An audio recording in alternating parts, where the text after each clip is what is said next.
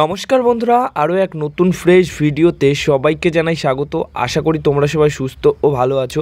তো এই ভিডিওতে কিছু গুরুত্বপূর্ণ আপডেট শেয়ার করার রয়েছে মোহনবাগান দলকে নিয়ে, এবং ধীরাজ সিংয়ের ব্যাপারটা নিয়েও একটা আপডেট দেওয়া রয়েছে। তার আগে একটাই কথা বলবো, নতুন বছরে প্রথম দিনে সবাইকে হ্যাপি নিউ ইয়ার। সবার এই বছরটা খুব ভালো কাটুক। তো প্রথম যে আপডেটটা শেয়ার করব ধীরাজ সিং। তো ধীরাজ সিং এফসি গোয়া দলের প্রথম গোলকিপার ছিল, মানে ফার্স্ট চয়েস গোলকিপার ছিল, কিন্তু মানালো মার্কুয়েস তাকে সুযোগ দিয়েছিল, সেই সুযোগের সদ্ব্যবহার তিনি করতে পারেনি, তার ভালো পারফরমেন্স ছিল না, যার ফলে আর্শদীপ সিংকে সুযোগ দেয় মানালো মার্কুয়েস। আর সেই সুযোগের সদ্ব্যবহার বা ভালোভাবে সেই সুযোগটাকে কাজে লাগায় আর্শদীপ সিং, যার ফলে এখন কিন্তু ফার্স্ট চয়েস গোলকিপার হিসেবে এখন নিজের নাম পাকা করে নিয়েছে আর্শদীপ সিং এফসি গোয়া দলে, এবং তিনি এখন কিন্তু গোল্ডেন গ্লাভসের দৌড়ে 1 নম্বর পজিশনে আছে। তো বুঝতেই পারছো কেমন কি পারফরমেন্স করেছে।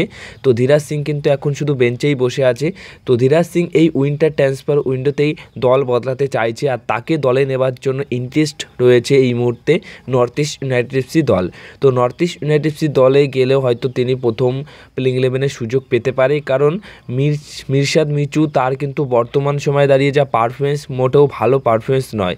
সেখান থেকে দাঁড়িয়ে যদি ধীরাজ সিংকে নিয়ে তারা সুযোগ দেয়, সেই অর্থে আমার মনে হয় যে ধীরাজ সিং হয়তো খুব ভালো খেলতে পারে। এবার যে আপডেটটা শেয়ার করব সেটা হচ্ছে চিংলেনসানা সিংকে নিয়ে। তো চিংলেনসানা সিং অবশ্যই তাকে দলে নেবার জন্য মোহনবাগান দল ইন্টারেস্ট রয়েছে, কিন্তু মোহনবাগান দল ইন্টারেস্ট থাকলেও যতটা মোহনবাগান দলের ইন্টারেস্ট রয়েছে ততটাই কিন্তু ব্যাঙ্গালোর এফসি দলের ইন্টারেস্ট রয়েছে। তো ব্যাঙ্গালোর এফসি দলও এই প্লেয়ারটিকে দলে নেবার জন্য ভীষণভাবে চেষ্টা করছে, কারণ তাদের বিদেশি ডিফেন্ডার থাকলেও একটা ভালো ইন্ডিয়ান ডিফেন্ডার দরকার, আর সেই মতো তারা অনেক দিন ধরেই চেষ্টা করছে। তাই এখন এই চিংলেনসানা সিংকে নিয়ে সরাসরি লড়াই মোহনবাগান এবং ব্যাঙ্গালোর এফসি দলের মধ্যে হচ্ছে। মানে এই দুই দলই কিন্তু নেবার ব্যাপারে খুবই ইন্টারেস্ট রয়েছে, আর যে ভালো অফার করবে, যে ভালো কিছু দিতে পারবে, সেই দলেই চিংলেনসানা সিং কিন্তু যাবে।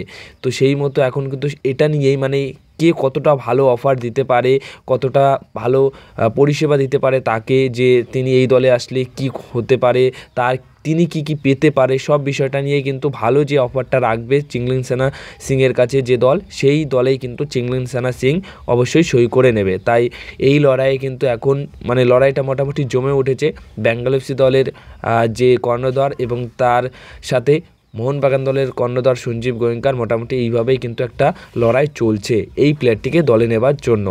তো তোমরা কি চাইছো শেষ অবধি অবশ্যই তোমরা কমেন্ট বক্সে এটা জানিয়ে দিও যে চিংলেনসানা সিংয়ের কোন দলে সই করা উচিত।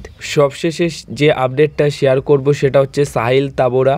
তো সাহিল তাবোরাকে দলে নেবার ব্যাপারে এই মুহূর্তে মোহনবাগান দল ইন্টারেস্ট রয়েছে। হ্যাঁ, মাঝ মাঠে যেরকমভাবে এক্সপেক্টেড ছিল যে গ্লেন মার্তিন, দীপক টাংরি, অনিরুদ্ধ থাপার পাশাপাশি ভালো খেলে দেবে, কিন্তু সেইভাবে সেই রকম ভালো পারফরমেন্স করতে পারছেন না তারা, এবং অনিরুদ্ধ থাপাও কিন্তু একা হাতে বেশি লোড নিতে পারছে না। ঠিক আছে, যেদিন তিনি খেলেন সেদিন খেলেই দেয়, কিন্তু সব দিন যে একই পেসে একই রকমভাবে ভালো খেলবে সেটা নয়, কোনো প্লেয়ারের এরকম সম্ভব হয় না।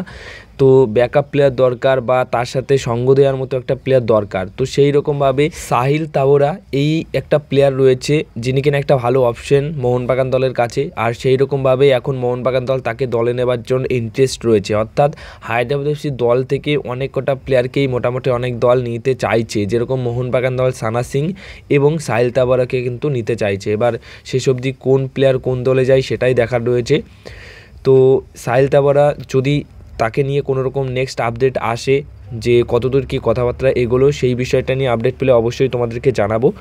তো আজকের এই ভিডিওতে কটাই আপডেট শেয়ার করার ছিল। যদি ভিডিওটা ভালো লেগে থাকে তাহলে ভিডিওতে লাইক, শেয়ার, কমেন্ট করো, আর চ্যানেলটিকে সাবস্ক্রাইব করে নিও।